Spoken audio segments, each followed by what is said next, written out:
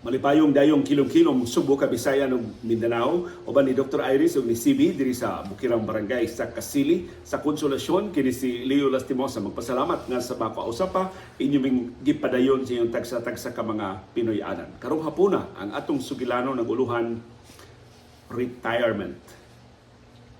Kining among sugilanon karong hapon dili ni siya maoy hatag kinutuban ini mong hilisgutanan kundi pakati lang. Kaya nang hinaot ko nga inyong i-share ang inyong kaugalingong mga kasinatian o inyong kaugalingon nga mga panghuna-huna mahitungod sa retirement. Usa na sa mga lisod kaayo nga huna-hunaon natong mga anak sa singot. Kita nga nanrabaho sa tibok natong kinabuhi, kita nga nagsalig sa suhulan o mga benepisyo sa mga paskog pata sa atong pagpangempleyo. Mo nay lisod kaayong sa gubangon, lisod kaayong atubangon ang retirement. Unsa mahitabo nato, inigritero na nato. Unsa mahitabo nato kung paritayro na ta sa atong mga kompanya. Unsa mahitabo nato kung maabot na ta sa kinutuban sa atong pagpanrabaho. Either tungod sa edad, o tungod sa kahimtang sa atong panglawas, o tungod sa mga sirkumstansya sa negosyo, sa mga kompanya nga atong gitrabahuan, sa kahimtang sa nasod ug sa kalibutan. Tuguti akong sugdan ng atong sugilanon karong hapon sa usa ka sugilanon. Dahil usa ka negosyante na dako higante ng iyang kompanya, manampuson kay siya sa natad sa negosyo. Gipulan na siya og bakasyon sa labing dagko nga mga syudad, labing dagko nga mga tourist destination sa tibuok kalibutan. Nakahukom siya pagpili pagbakasyon nga siya rang usa. Wala ikuyog iyang asawa, wala ikuyog iyang mga anak, wala ikuyog iyang mga kauban sa trabaho, wala ikuyog iyang mga higala, siya rang usa. Kay mauwaw siya sa iyang destinasyon. Ang iyang destinasyon, usa ka gamay kayong isla nga way nakaila. In fact, wala yung turista nga nagtikaw-tikaw sa mong isla, siya ra. Pero ang iyang nahibawan na mong isla, malipayon kayo. O gusto siyang mahibaw, di maggikan ang kalipay ining isla ha. Dili sila tourist destination. Wa sila malabuon nga mga industriya. Wa sila nindot nga mga buildings. Wa sila na mga nindot nga mga waterfalls. Dili kay nindot ilang may bayon. Dili historical ang ilang isla. Pero kung malipayon man ang mga tao, sayo man kay mga tao, mapahiyumon man kayo ang mga molupyo. So sa unang adlaw sa iyang bakasyon, abang siya cottage, basic kayo ang mga serbisyo. Why ni serbisyo niya in fact? Adto siya og gamay nga kananan, kaon siya siyang pamahaw, dili kayo muna na kalamian ng pagkaon, pero ang mga tao nga naghikay, ang mga tao nga nangaon dito, nagsigig istoryahanay, labihang kabalipayon. Muna pag nagsaonay sila sa imong gibuhat gahapon, mao ba? Jesus! Kanindot tayo sa imong gibuhat, yung gibuhat kagahapon ko ra, nagkatagbo sila sa ilang kaila, nagkatagbo sila sa ilang karaang classmates, nagkatagbo sila sa ilang ikagaw, nagkatagbo sila. Sa grabe mo kayo ng ilang kalipay. Pagkahuman yung pamahaw, ingon siya, pwede ba ko mo appeal o pangisda? Mukuyog o pangisda? Ingon nga, oh, sige, kuyog ito si Juan, okay. Tuwa, padong na to sa iyang sakayan, mangisda na to siya. Siya wa ba, pila may abang, siya wa, kuyog lang dito. Gusto mong kagamo kuyog, wa may abang. Tabang-tabang lang dito, Juan, una siya ipalihog ni mo. So dito ni siya sa kaya ni Juan. Nangisda na sila sa kaya, perting inita, wa may atop ang bangka. So giingnan siya Juan nga, pag long sleeve sir, o niya pagdaog ka nga lapad, aron di ka mapagtong, kay wata kahibaw pila ta ka oras sa dagat. Dito, isda na sila, perting inita, perting. Si Juan siya tanaw, saya ang kay dagway. Ngano saya ang kay Juan? Ay, bawa mugod ko, sir, makakuha chugog isda ron, sir. Unya, ikakuha na kong isda, sir, pahuway na ko, sir. Di ko magpa-loud, di na ko matuglayo. Basta makakuha kong isda, there is dool, sir. Ikabaligyan ng kong isda, sir, kado, ano, humana. Sunod adlaw na, sir, kong mga isda. So, tuod man. Humanlas pila kagutlo. Na, pamasol naman ang kang Juan. Kubit na yung pasol, sus, kakuha sila, balik usa ka dupa nga isda, parte nakuha ang isda, na ilan nakuha. Tabangan niya sa Juan, kuha sa isda padung sa bangka, o niya, dunggo din sila. Wala gani. Bila rin sila ka dupagikan sa baybayon, nakakuha na mag-isda suwan, uli din suwan. Iyang kwenta-kwenta, kapindas oras ang ilang paglawig. Nipahuay na si Juan. Niya, gikuyugan niya suwan, ipatabang siyang baswat sa isda. Ang isda nitimbang og mga 8 kilos, nahalin og kantidad nga gikasabutan ni Juan o sa iyang sa tigbaligay isda dito sa merkado, mga 800 pesos ang halin sa isda. Wala, malipayo na kay si Juan. Sir, inom tagtuba, sir. Ingon po turista. O sige, inom silang tuba. Yung saan mo ito mo yung halin, Juan? Siya, igo na to, sir. Ako itong ipalit ng bugas, ako itong ipalit ng sardinas, ipalit na ako noodles, iuli na akong misis. Mga bata, mabusog na, sir. Maniog to, may karong taon-taon niya. Tagpilaw mis palis, niya, ikabugnaw-bugnaw na sa adlaw.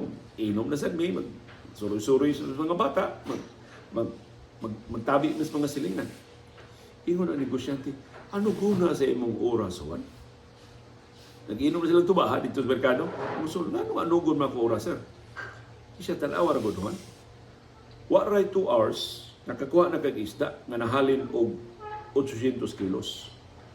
Sa ito pa, Juan, kung magpabilin kag another 2 hours, posible makakuha na siya kag-isda. Butal na to 800 kilos lang gihapon. So, imbis 800 na imong kita ining adlaw, 1.6 na imong kita.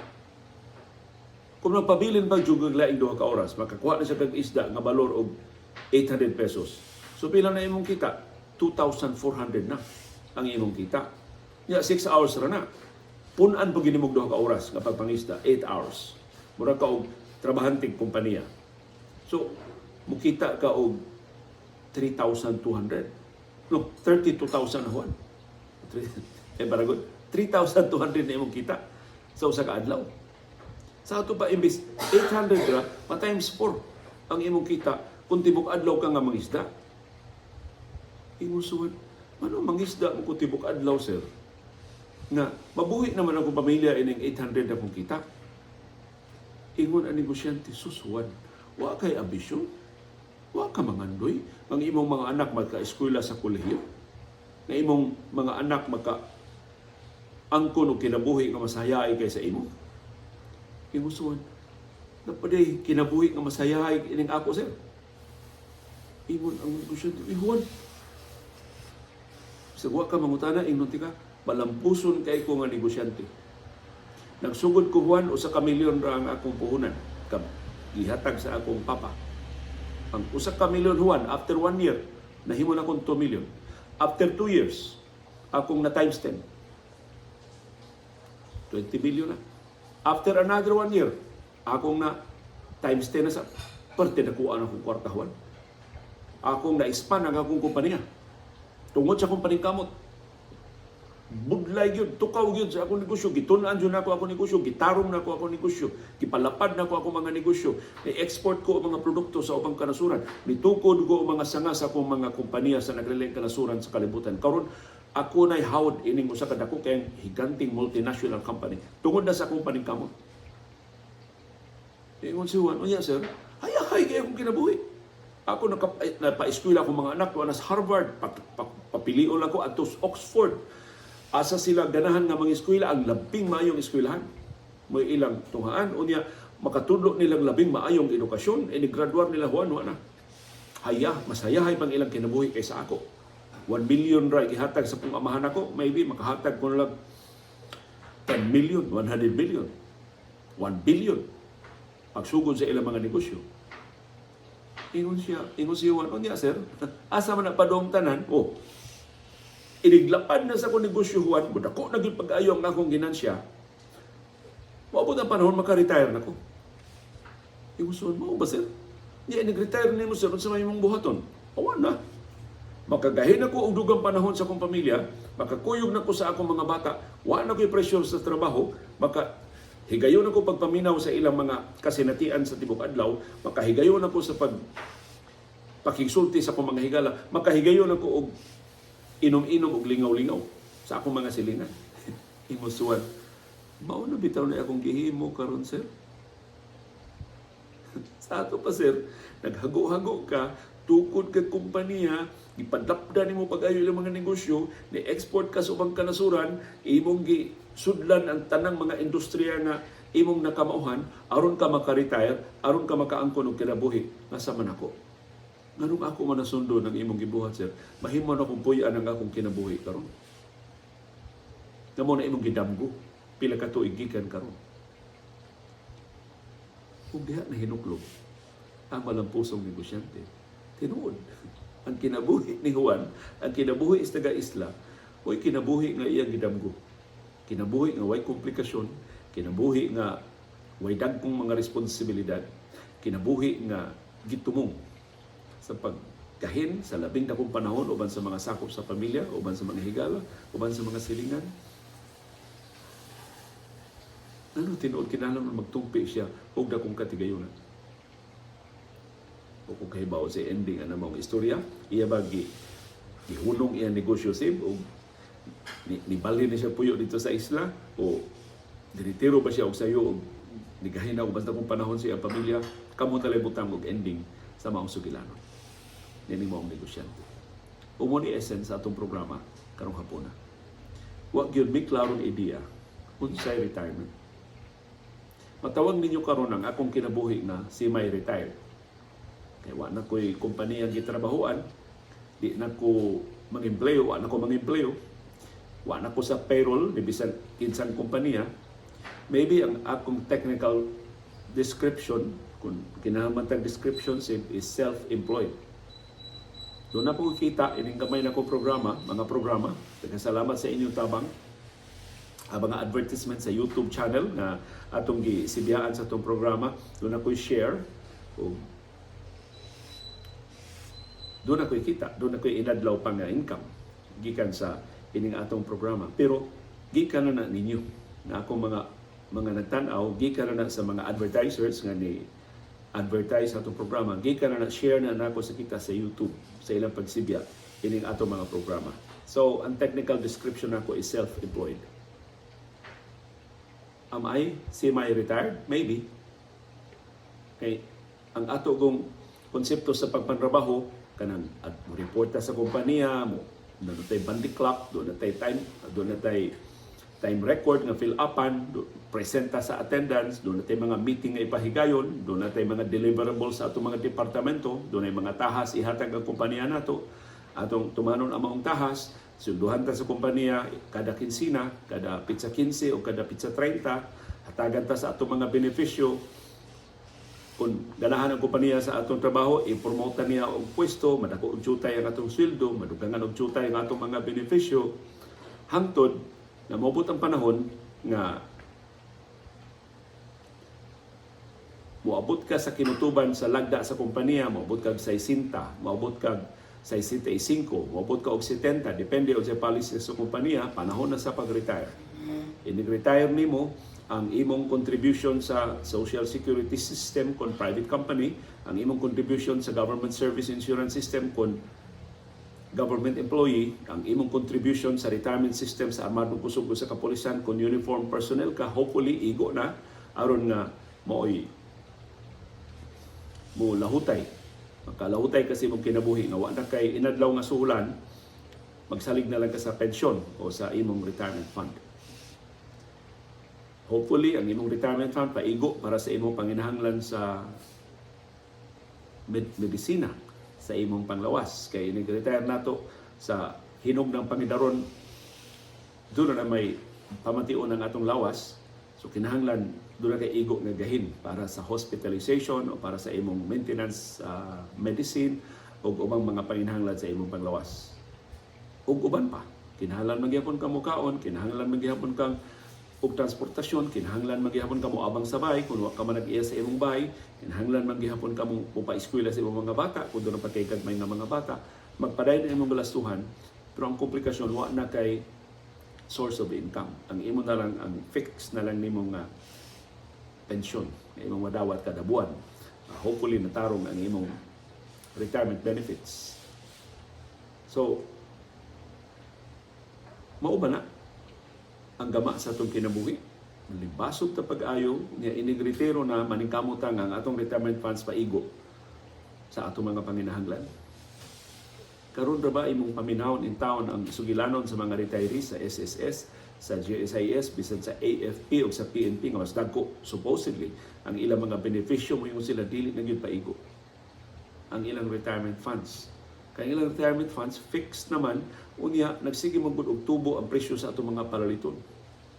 Kada tuig sigburot ang atong inflation rate na naka-erode sa atong purchasing power.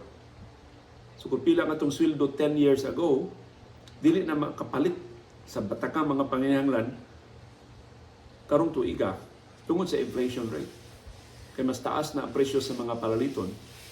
So ang imong actual purchasing power, bisan pag giumintuhan ang imong sweldo gamang imong mga benepisyo, mas gamay na lang siya og ma-purchase. Mas gamay na lang siya og mapalit. So nakinahanglan ka og dugang na tinubdan sa kita. Mao nang kasagaran sa mga trabahante gawa sa ilang main job, doon na sila racket, doon na sila mga secondary na mga sidelines aron ika-augment, ikadugang sa ilang kinitaan. Ang usa sa mga giya sa retirement mao na samtang batanon pa ka agresibo nga savings ang imong pasiugdahan. Unsa ka agresibo ang savings, daghan kay mga formula nga gisugyot. Dunay sugyot nga 50-50. 50% sa imong sweldo imong gastuhon, ang 50% savings. Dunay sugyot nga 60-40. 40 ang imong gastuhon, 60% ang imong savings. Imong tigumon para sa rainy day, para sa imong panginahanglan. Mao na imong retirement fund puhon. Dunay niingon nga 70-30. Mas agresibo pag yun ang savings. 30% ra sa imong sweldo ang imong gustuhon, 70% ibangko, 70% i-invest, 70% tipigi para sa imong ugma. Kung imo nining himuon, either 50-50, 60-40, 70-30, all in favor of savings. Edad nimong 50, 60 o 70, dako na kay kag savings, dako na kay kag kwarta, igo na ka nga mo retire. Maka-finance na ka sa imong retirement. Pero, ang buto sa inyong kaugalingong kasanitian sa savings, kanang savings may lang na sa istorya. Sige ka og disiplina sa imong kaugalingon, maura ni imong gastuhon, doon naman yung mga wa kinahanglan nga, wa paabutan ng mga panginahanglan, doon ay ma-ospital, doon ay ma-aksidente, doon ay ma-disgrasya, doon ay dilian nga gastuhan, doon ay katalagman, naguba ang bahay sa bagyo, naguba sa linog, nasunog si bako. Wani ang imong savings. Papas ang imong hinipusan. Iyat nagsige abante ang imong edad. Nagkaduol ang panahon nga di nakakapuslan sa kompanya ug busa kinahanglan na ka nga mo retire. Unsaon man na. Pasahiluan ako sinultihan karong hapon mura og dili kayo optimistic sa retirement. Kay mukumpisal ko, genuinely, naglibog ko sa dagway sa retirement. Ang retirement mo, hunong na ba ka sa pagpangita o kinitaan? Magsalig na ba lang ka sa imong retirement? O retirement in the sense na muusab lang kang trabaho? Dili na lang ka mag-empleyo, mag-self-employed na lang ka, or magnegosyo na lang ka, or mangita ka o laing kahimuhaan. Kung sa bagyod, ang inyong konsepto sa retirement. Mas maayo tiyali pangutanon ang mga retired, ang mga nang-retiro na. Kamo nga wa na mag-empleyo, kamo nga nagsalig na lang sa inyong pension o sa inyong mga retirement funds, unsa mong pila inyong edad sa pag-retire? Unsa may mga circumstansya sa inyong retirement? Ang inyong edad, doon na ba bigi pamati sa lawas, or nausaba ang sistema sa kompanya, gipang early, gi-offer na mong early retirement, palihog isugilon diya sa itong comment box unsay mga circumstansya sa inyong retirement. Kung palihog i-share sa itong comment box, unsa kalisod ang transition gikan sa aktibo nga pagpantrabaho ngadto sa pagka-retirado. Makahinumdum ba mo sa first day sa inyong retirement? Na sayo mo ning mata, naligo mong sayo, only to realize, uy, di naman ko kilala nga mo trabaho, di man ko kilala mamahaw og sayo, di man ko kilala magkurbata, mahimo ra man ko mag-t-shirt na din, lakaw-lakaw diri sa among mga silingan. Mahimo na man ko makig-chika-chika na lang sa akong mga amigo o mga amiga. Mahimo na man ko makig-istorya hantod lawom ng gabi hantod kadlaw na isa kong asawa kay wa na koy mat-on og sayo ini kaugma. Mao inana ba ka lisod ang transition? Naglibog ba mo? Na disoriented ba mo? Or nahingawa mo nga, ayay, wa na ko'y trabaho, ayay, wa na ko'y sweldo. Kay, sigun sa pipila ka mga retired na akong naistorya, siya bisag unsa kadako sa imong retirement fund, Leo, timan wa na kay income. So, kung mag-meter-meter na yun ka sa imong gastuhan. Pagtanaw ka sa imong retirement, milyon, I have millions of pesos sa akong retirement fund. Kadako sa tentasyon pagbiyahe. Kadako sa tentasyon kumbira ta, party ta. Retired ako. Gasto diri, gasto dito. Diya pagkaka-realize, ayay, ang akong usa ka milyon, dali ara na wa. Dali ara na hurotsin. Kay Jesus. Gasto lang. Di mahurot ng gastuhan. Magpatuyang ka o gasto na. Mahimong uwahin na nga imong mabatiyagan, nihiyos naman ang akong retirement fund. Doon na rin ko'y sakit. Kakuyog doon yung mga emerensiyang muabot din na ni paigo. Yun sa may labing maayong giya nga inyong ikahatag sa mga retire pa. Kamo nga mga retirado na. Pila man yun ang threshold sa retirement fund na makaingon ka sakto na ni? Or ang inyong view sa retirement is just a shift from one employment to another, from one venture to another. So hopefully, sa atong pagpanrabaho, nakakatunta og skills, nakaangkon tagbag-o nga mga kinaadman na makagiya nato sa lain aspeto sa atong kinabuhi. Maybe nang empleyo ta sa niaging 40, 50 ka tuig, maybe panahon na magnegosyo tag ato, magtukod tag atong kaugalingon nga mga panginabuhi. Magsugod ta og tikad sa atong og ginagmay nga mga panginabuhi o ginagmay nga mga negosyo. Magpagiya ta or ginamit ang atong kasinatian unsay atong gitrabahuan, hopefully naka-absorb ta og igo nga mga kinaadman nga makagiya nato na magnegosyo sa tag ato tukod sa tag atong kaugalingon ginagmay nga mga patigayon. Mao man na inyong view sa retirement? Usas nagsugyot nako nga hisgutan nato ang retirement. Usa ka higala natong abogado, di lang nako nanlan kanong hapuna. Iya kong gipadadaan og link sa column sa usa ka inila kaayo nga kolumnista sa Philippine Star. I don't know unsa na ning newspaper ang iyang gisuwatan karon si Cito Beltran. Ingon si Cito Beltran nga pila na katuig ang nilabay, gusto siya nga mo retire. Pero sa diyang mo retire na unta siya, gikuha siya sa ABS-CBN. Gipa-anchor siya atong sa programa sa ABS-CBN na Insider.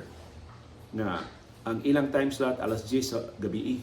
Mag-newscast sila alas 10 sa gabi. Unya, ang alas 10 sa gabi usay mayatakan kay dunay mga special coverages ang ABS-CBN sa mga FAMAS Awards, sa mga coronation nights, sa mga beauty contests, ug uban pa nga mga kalihukan. So mairog sila. Usahay 10:30 na sila makasugod.